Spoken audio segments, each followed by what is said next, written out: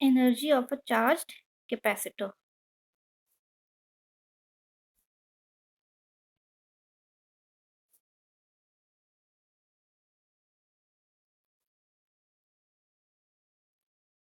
Now initially we know that कि जब capacitor किसी सेल से वगैरह से कनेक्टेड नहीं है तो वो कैसा होता है, डिस्चार्ज होता है, मतलब उसके अंदर किसी तरह का चार्ज नहीं होता है। और जब हम किसी कैपेसिटर को सेल से कनेक्ट कर देते हैं तो वो सेल क्या करता है, उसको चार्ज प्रोवाइड करता है। तो इसको, इस प्रोसेस को हम जब कहते हैं, जब भी हम किसी कैपेसिटर को हम बैटरी से कनेक्ट करते हैं, बैटरी या सेल से जब हम उसको कनेक्ट करते हैं, सो उस पे क्या होते हैं, चार्जेस अक्यूमुलेट हो जाते हैं, नेगेटिव और पॉजिटिव चार्जेस की। एक साइड पॉजिटिव चार्जेस और दूसरे साइड नेगेटिव चार्जेस अक्यूमुलेट हो जाते हैं। And this process is called charging of capacitor, क्योंकि हम इसको चार्ज दे रहे हैं। तो this process is called charging of capacitor. ठीक है। और इनिशियली क्या था, इस पे कैपेसिटर प्लेट्स पे कैसा था, चार्ज जीरो था। तो अब धीरे धीरे जैसे चार्ज धीरे धीरे अक्यूमुलेट होना स्टार्ट होता है, जैसे हमने इसको बैटरी से कनेक्ट किया तो धीरे धीरे चार्ज अक्यूमुलेट होना स्टार्ट होंगे। तो धीरे धीरे इसमें क्या होगा, चार्ज अक्यूमुलेट होंगे और चार्ज इंक्रीज होना स्टार्ट होंगे। तो चार्ज अगर इंक्रीज होंगे, ठीक है ना, एक साइड पॉजिटिव होते जा रहे हैं, एक साइड नेगेटिव होते जा रहे हैं, तो अब क्या होगा, इनके बीच में पोटेंशियल डिफरेंस भी क्रिएट होगा। ठीक है ना, धीरे धीरे इनके पर पोटेंशियल डिफरेंस भी क्रिएट होगा। तो अगर पोटेंशियल डिफरेंस क्रिएट हो गया है एक बार, तो अब एक्स्ट्रा चार्ज स्टोर करने के लिए, क्योंकि वो धीरे धीरे चार्जेस आते जा रहे हैं, तो एक बार जैसे मान लो इनिशियली 3 चार्जेस आ गए तो एक पोटेंशियल डिफरेंस क्रिएट हो गया। तो अब और एडिशनल चार्ज लाने के लिए, क्योंकि अब यहाँ पर एक पोटेंशियल डिफरेंस क्रिएट हो गया है, तो और एडिशनल चार्ज लाने के लिए we have to do some work. ठीक है ना, और चार्ज स्टोर करने के लिए कैपेसिटर्स के अंदर और ज्यादा चार्ज को स्टोर करने के लिए कुछ वर्क डन करना पड़ेगा। and that work done is converted into the potential energy of the charged capacitor। ठीक है, जो भी वर्क डन किया, और जब एक बार सारे चार्जेस स्टोर हो जाएंगे उसके अंदर जितने भी चार्जेस हैं, तो वो वर्क डन किस में कन्वर्ट हो जाएगा, ट्रांसफर हो जाएगा, वो पोटेंशियल एनर्जी में ट्रांसफर हो जाएगा। ठीक है, तो बस हमें वही work done we have to find out कि कितना वर्क डन किया कैपेसिटर के ऊपर की उस पर एक्सेस चार्जेस स्टोर हो जाए। तो पहले हम कंसीडर करते हैं कि कोई एक कैपेसिटर है, उसकी कैपेसिटी है सी, उस पर चार्ज है क्यू। ठीक है ना, उसकी कैपेसिटी है सी और चार्ज है क्यू, और उसके बीच का जो पोटेंशियल डिफरेंस है, प्लेट्स के बीच का potential difference, that is V. तो V know that V is equal to Q by C. अब हमने क्या किया कि हमने कुछ वर्क डन किया, work done to increase charge by d q. हमने एक स्मॉल अमाउंट, हमने क्या बोला कि वो डी क्यू अमाउंट से वो क्या हुआ, इंक्रीज हो गया। तो जब इंक्रीज होगा तो we have to do some work, so that work done is equal to v dq। Because formula जो होता है वर्क डन का, v का फॉर्मूला will substitute from here, that is q by c dq। अब अगर हमें टोटल चार्ज चाहिए कि टोटल फाइनली चार्ज कितना स्टोर हुआ, तो कहाँ से स्टार्ट हुआ था, जीरो से स्टार्ट हुआ था। इनिशियली इसके पास कोई चार्ज नहीं था कैपेसिटर के पास, तो वो जीरो से स्टार्ट होके कहाँ तक गया, क्यू तक, यानी कि कैपिटल क्यू उसकी मैक्सिमम वैल्यू है कि उसने इतना चार्ज स्टोर किया है। तो अगर टोटल वर्क डन चाहिए तो that will be integration of D W, that is integration of zero to Q. हम लिमिट क्या लगाएंगे, जीरो टू क्यू, यानी कि जीरो से चार्ज स्टार्ट हो रहा है, इनिशियली चार्ज जीरो था, और मैक्सिमम उसकी लिमिट कितनी है, capital Q, Q by C D Q. ठीक है, तो सी तो कांस्टेंट है capacity, so it will come out of the integration q dq। इसका इंटीग्रेशन करेंगे तो x m+1 upon m+1, that is q square upon 2 and the limit is 0 to q। तो ये हमारे पास अगर हम लिमिट अप्लाई करेंगे तो ये आ जाएगा w is equal to q square upon 2c। ये वर्क डन का हमारे पास फॉर्मूला आ गया ना। अब हम in place of q, q is equal to C भी रख सकते हैं। इसकी ये जो फॉर्मूला आया हमारा, इसके अंदर हम Q की जगह हम CV रखेंगे, तो ये हमारे पास आ जाएगा W is equal to C square V square upon 2C, ठीक है ना, क्योंकि यहाँ पर Q का स्क्वायर है, तो एक C से एक C डिवाइड हो जाएगा। एक और फॉर्मूला आ जाएगा हमारे पास, W is equal to half CV square, ठीक है। सिमिलरली एक और फॉर्मूला आ जाएगा कि जैसे हमने ये CV स्क्वायर रखा है, अब V की जगह अगर हम फिर से वो रख देते हैं, V की जगह हम Q बाय C रखते हैं, नॉट Q बाय C की जगह हम क्या रख देते हैं, Q बाय V, ठीक है ना। ये जो फॉर्मूला है, या फिर इसी फॉर्मूले में, ये जो हमने पहले डिराइव किया था फॉर्मूला, किसी भी एक फॉर्मूले में C के प्लेस पे हम क्या रख देंगे, Q बाय V, तो हमारे पास एक और फॉर्मूला आ जाएगा, that is equal to W is equal to half QV, ठीक है ना। C की जगह Q बाय V रखा, तो Q से एक Q कैंसिल हो जाएगा, और जो डिनोमिनेटर में, सेकंड डिनोमिनेटर में V आया है वो ऊपर चला जाएगा, तो एक और फॉर्मूला आ गया, W is equal to half QV. Now this work done is equal to the potential energy that is stored in the capacitor, क्योंकि वो चार्ज स्टोर कर रहा है, तो ऑफ कोर्स पोटेंशियल एनर्जी उसने स्टोर की है। So this W is equal to work done is equal to potential energy, that is U is equal to, हमारे पास तीन फॉर्मूले आ गए, half Q square by C is equal to half CV square is equal to half Q by V,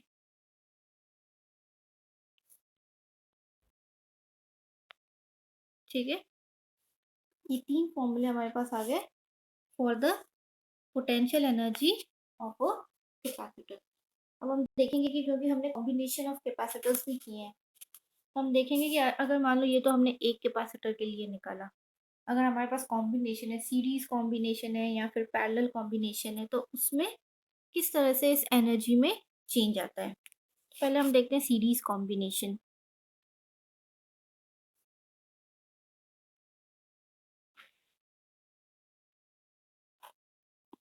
ठीक है। Series combination में हमारे पास टोटल C था 1/C1 plus 1/C2 plus 1/C3, ठीक है। और एनर्जी का फॉर्मूला हमने क्या देखा है, 1/2।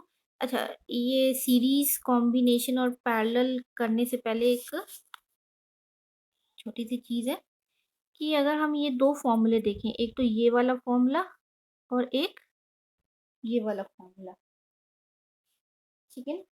इन दोनों फॉर्मूले को अगर हम देखें, तो अगर पहले वाले फॉर्मूले को मैं फॉलो करूं, तो पहले वाले फॉर्मूले से मेरे पास क्या रहा है, U is inversely proportional to C, और सेकेंड वाले फॉर्मूले को अगर हम फॉलो करें, क्योंकि ये सारे इक्वल आ रहे हैं, ठीक है ना, तो सेकेंड वाले फॉर्मूले को फॉलो करें तो U is directly proportional to C, तो ये तो कॉन्ट्राडिक्शन हुआ कि एक साइड, तो एक बार तो हम ये कह रहे हैं कि दैट जो टोटल एनर्जी, जितनी ज़्यादा कैपेसिटी होगी टोटल एनर्जी उतनी कम होगी, और एक हम कह रहे हैं कि जितनी ज़्यादा कैपेसिटी होगी उतनी ज़्यादा पोटेंशियल एनर्जी होगी, एक बार इन्वर्सली प्रोपोर्शनल, एक बार डायरेक्टली प्रोपोर्शनल, तो ये तो कॉन्ट्राडिक्शन हो गया। और हम क्या कह रहे हैं कि ये दोनों फॉर्मूले इक्वल भी हैं, ठीक है ना, ये दोनों इक्वल है, तो ये कॉन्ट्रडिक्शन क्यों आ रहा है कि एक बार तो वो इन्वर्सली प्रोपोर्शनल है, एक बार डायरेक्टली प्रोपोर्शनल है। तो अगर हम इस फॉर्मूले को देखें, जो ये हमने ये पहला वाला फॉर्मूला लिया है, इसमें U इज इन्वर्सली प्रोपोर्शनल कब आया, जब हमने Q को कांस्टेंट माना, ठीक है ना। जब हम Q को कांस्टेंट मानेंगे तभी तो U is inversely proportional to C आएगा, और Q कांस्टेंट किस में होता है, सीरीज कॉम्बिनेशन में, ठीक है। तो हम क्या मान के चलते हैं कि जब भी सीरीज कॉम्बिनेशन होता है, then total energy is inversely proportional to the capacitance, ठीक है ना, क्योंकि उसमें हमने Q को कांस्टेंट माना होता है, सीरीज में यही होता है कि the total charge is constant, ठीक है। और जब हम ये वाला फॉर्मूला यूज करते हैं, तो इसमें हमने क्या कांस्टेंट माना कि U is directly proportional to C आ गया, ऑफ कोर्स हमें V को कांस्टेंट मानना पड़ेगा, तभी तो U is directly proportional to C आएगा, ठीक है। तो V कांस्टेंट किस में होता है, ऑफ कोर्स पैरेलल कॉम्बिनेशन में, वी नो दैट। तो जब भी हम पैरेलल कॉम्बिनेशन करते हैं, तो ये याद रखने वाली बात भी कि अगर सीरीज कॉम्बिनेशन है तो उसमें हम ये वाला फॉर्मूला यूज करते हैं टोटल एनर्जी के लिए, और पैरेलल कॉम्बिनेशन में हम ये वाला फॉर्मूला यूज करते हैं क्योंकि वहां पर V कांस्टेंट होता है, ठीक है। तो जब पैरेलल कॉम्बिनेशन होगा उस केस में U is directly proportional to C. चलो अभी हम कर रहे थे सीरीज कॉम्बिनेशन। सीरीज कॉम्बिनेशन में वी नो दैट ये फॉर्मूला होता है, ठीक है। तो अब हम देखते हैं, हमारे पास यू था टोटल एनर्जी, यू हमारे पास है। अब हमने कहा क्योंकि सीरीज कॉम्बिनेशन है तो ऑफकोर्स ये वाला फॉर्मूला यूज होगा, ठीक है ना। Q square by two one by C, वही है Q square upon two C, ठीक है ना। मैंने वन बाय सी अलग लिखा है और वन बाय सी की जगह हम वी कैन सब्स्टिट्यूट दिस। तो ये कैसे हो जाएगा, Q square by two one by C one by C two plus one by, ये कितने भी हो सकते हैं, अप टू एन टाइम्स हो सकते हैं। हमने तो तीन मान के चल रहे हैं कि there are three capacitors connected in series, ठीक है। तो ये कैसे आ जाएगा, अगर if you open the bracket Q square upon two C one plus Q square upon two C two plus Q square upon two C three, that is U is equal to, अगर ये देखो तो ये this is the energy of the first capacitor, क्योंकि क्यू तो सब में सेम है। We know that series combination में Q is same, charge stored is same, लेकिन कैपेसिटी तो सबकी अलग अलग है। तो अगर जहाँ सी वन आ रहा है यानी कि वो फर्स्ट की एनर्जी है, that is U is equal to U one plus Q two plus U three. That means series combination में the total energy is the sum of all individual energy. अगर N capacitors होंगे तो ये कब तक जाएगा, N तक जाएगा, ठीक है। अभी हम देख लेते हैं पैरेलल कॉम्बिनेशन में एनर्जी कैसे आती है।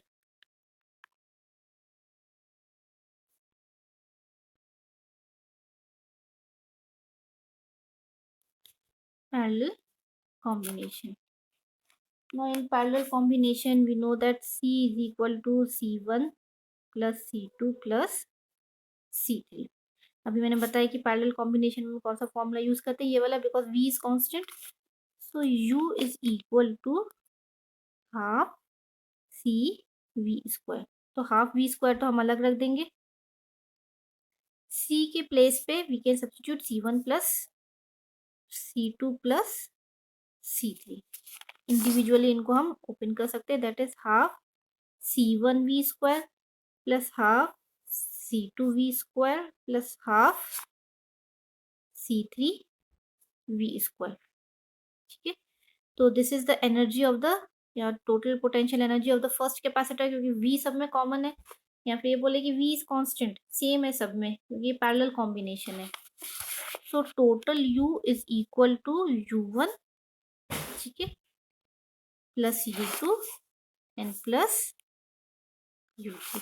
तो इसके अंदर भी वही सेम है। तो पैरेलल कॉम्बिनेशन हो या फिर सीरीज कॉम्बिनेशन हो, भले ही हम फॉर्मूले अलग अलग यूज कर रहे हैं दोनों के लिए, कि हमारा जो तरीका है इनका टोटल एनर्जी निकालने का वो अलग अलग है, लेकिन total energy is always the sum of individual energies, उसमें कोई डिफरेंस नहीं है, वो चाहे सीरीज कॉम्बिनेशन हो या फिर पैरेलल कॉम्बिनेशन हो, energy is always the sum of total energy.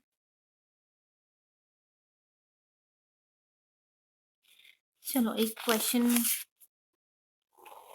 करते हैं। The total energy stored in parallel combination is equal to this the energy of a charged capacitor is 0.2 joule. The energy of charged capacitor, एक charged capacitor है, उसकी energy is given 0.2 joules if its capacitance is 2 microfarad और उसका capacitance given है 2 microfarad. Calculate the charge on the capacitor and the potential difference between the plates. ठीक है, एक तो हमें चार्ज निकालना है, एक हमें निकालना है पोटेंशियल डिफरेंस, ठीक है। तो एक कैपेसिटर गिवन है तो हमें ये देखना है कि हमें कैपेसिटर की एनर्जी गिवन है, कैपेसिटी गिवन है, हमें क्यू निकालना है। तो हम ये फॉर्मूला फाइंड आउट करेंगे कि जिसमें क्यू और यू तीनों आते हो, तो ये इसी वाले फॉर्मूले में आते हैं, ठीक है। तो यहाँ से अगर हमें क्यू चाहिए तो हमारे पास फॉर्मूला है u is equal to half Q square by C. तो टू और सी उधर चला जाएगा और क्यू क्योंकि स्क्वायर है तो उस साइड स्क्वायर रूट हो जाएगा, तो Q is equal to two U C. Values इसमें सब्स्टिट्यूट कर देंगे, two U is given 0.2 and this is given 2 microfarad में है तो 10 टू द पावर -6, ठीक है। इसको हम सॉल्व कर लेंगे, जो भी आंसर आएगा कूलम में आ जाएगा आंसर, जो भी आंसर इसका आएगा इसको सॉल्व करने के बाद। नेक्स्ट इसका सेकंड पार्ट है, उसमें we have to find out the potential difference between the plates.